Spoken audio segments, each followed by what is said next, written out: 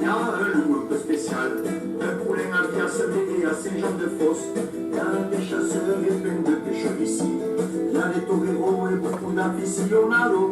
Il y a les braconniers et les écolos aussi. Et on aime les animaux ici dans les ronds.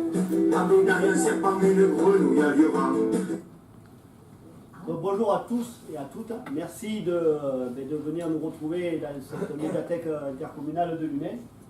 Donc à côté des traditions que nous avons chez nous à Languedoc, donc vous pouvez voir les photos, les joutes que nous pouvons retrouver à Sète, Gros-du-Roi, Palavas, tous les villages méditerranéens.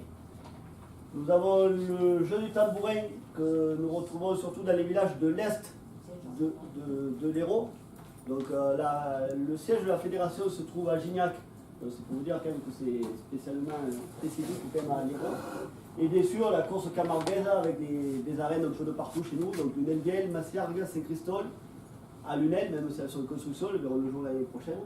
Et d'ailleurs on est à côté de la statue de Pascalet. Taureau très connu de la Maladrerie Buffat dans les années 80. Donc à côté de ces traditions, nous avons la tradition des animaux totémiques, comme vous avez pu l'entendre dans la chanson dans les Romeux. Les villages de l'Hérault regorgent d'animaux totémiques. Donc, qu'est-ce que c'est qu'un animal totémique? En fait, chacun a leur propre origine. Chacun est fabriqué de manière différente. Il représente un village, une cité, un territoire. Ils déambulent avec souvent leur propre musique et leur propre danse. Donc, ils sortent lors de différentes fêtes.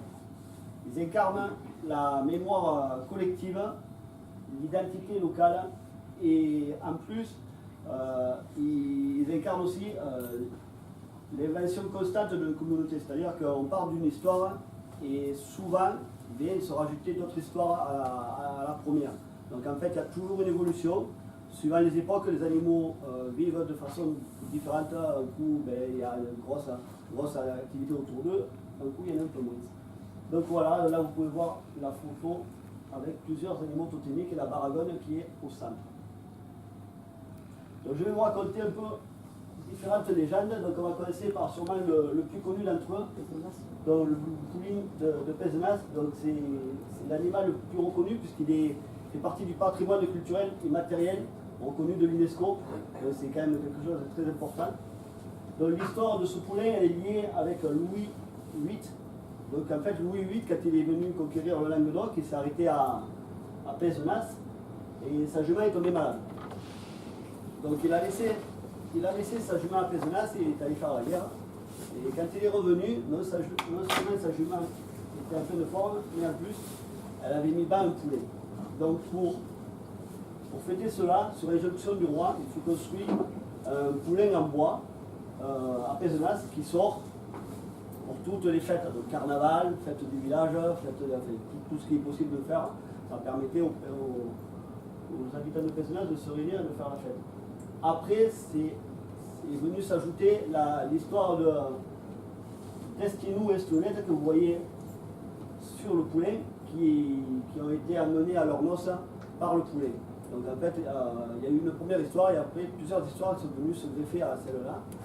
Donc voilà pour le poulet de Pézenas. Après nous avons un autre animal très connu, légendaire, c'est Loucamé ou des Béziers. Donc lui il est lié à Aphrodise. Donc voilà pour le lion. Une légende sympa aussi, c'est la légende de la cabrette de Montagnac. Donc au XIIIe siècle, le consul de Montagnac, Jacou, avait une femme qui s'appelait Anne et qui était prise de mélancolie.